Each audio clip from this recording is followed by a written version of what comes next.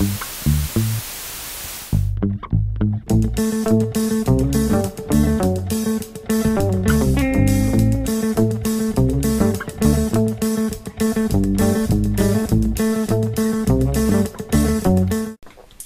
fermiers, amis fermières, bonjour, bienvenue à la ferme, bienvenue sur Cocotte TV. Aujourd'hui je vous présente une nouveauté, l'Evia Uranium 2 GB ou Gigabit comme je me plais à le dire avec mon superbe accent anglais bien travaillé. Donc la toute dernière souris sans fil de Gigabit, je ne l'ai pas encore ouverte, c'est vraiment en direct live cette fois-ci, je n'ai pas triché et donc je procède à l'ouverture. Je passe sur le packaging. Vous voyez, c'est conséquent pour une souris, hein, c'est une grosse boîte. On trouve au dos 2-3 indications, quelques informations par-ci par-là, et dans une boîte de type écrin, voilà, moussée pour la protection. Je pousse tout ça au fond. Nous avons une souris sans fil, au look travaillé. La finition n'est pas exemplaire, les matières sont un peu cheap, c'est un peu le souci de chez Gigabit en fait, hein. Clairement le look est pas mauvais, mais le plastique sur le côté est pas exceptionnel, en dessous idem, sur le côté ici pareil, un peu de semi soft touch, parce que ça n'en est pas vraiment d'ailleurs sur le dessus. Je continue dans l'exploration, comme nous sommes sur du sans fil, une grosse base, que je vais représenter en détail ensuite. Que trouve-je d'autre? Une boîte badgée Evia dans laquelle je vais trouver le guide de l'utilisateur, une petite chiffonnette, les piles qui vont bien,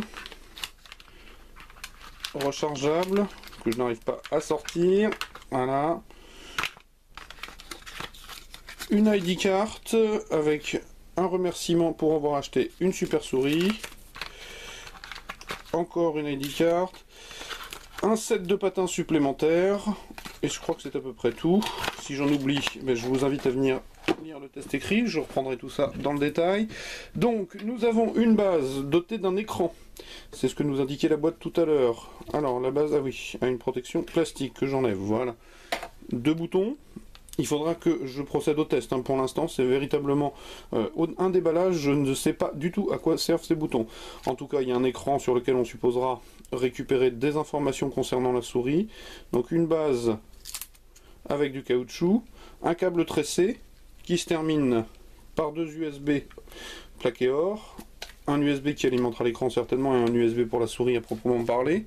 Je reviens sur la souris, donc souris pour droitier, avec une ergonomie un petit peu travaillée. En tout cas, ce qui est sûr, c'est une coque très plongeante sur la droite. Donc nous allons trouver des clics séparés physiquement. C'est un peu mou, un petit peu résistant, pas forcément très agréable pour le coup. Peut-être y a-t-il du rodage à faire. Sur le côté, des boutons pour le pouce.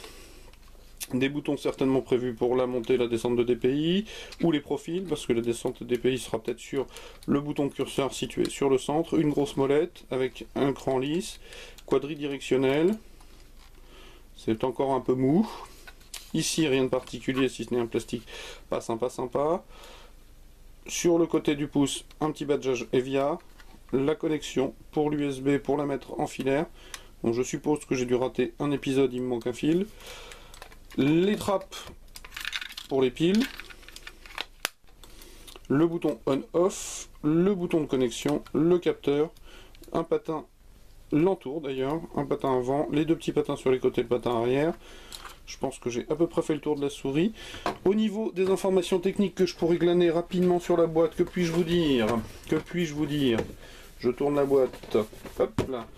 Nous avons un Twin Eyes Laser Sensor, c'était prévisible, jusqu'à 6500 dpi avec un pooling rate à 1000 Hz, une accélération maximale du jamais vu, 50G.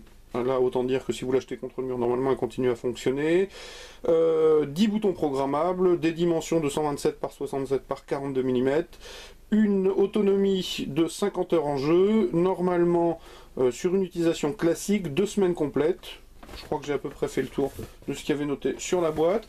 Je vous invite à venir lire le test écrit qui paraîtra très prochainement. Je vais tâcher de trouver le câble manquant pour l'instant. Le voici, le regardez, il est là, sur un enrouleur. Alors là, respect, le tout est monté. Rien à dire. Au niveau du tarif, je peux pas vous en dire plus, il va falloir que je fasse quelques recherches.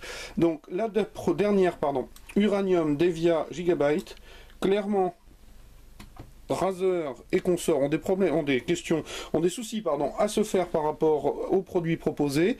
On est sur quelque chose de très high-tech, ça me plaît plutôt.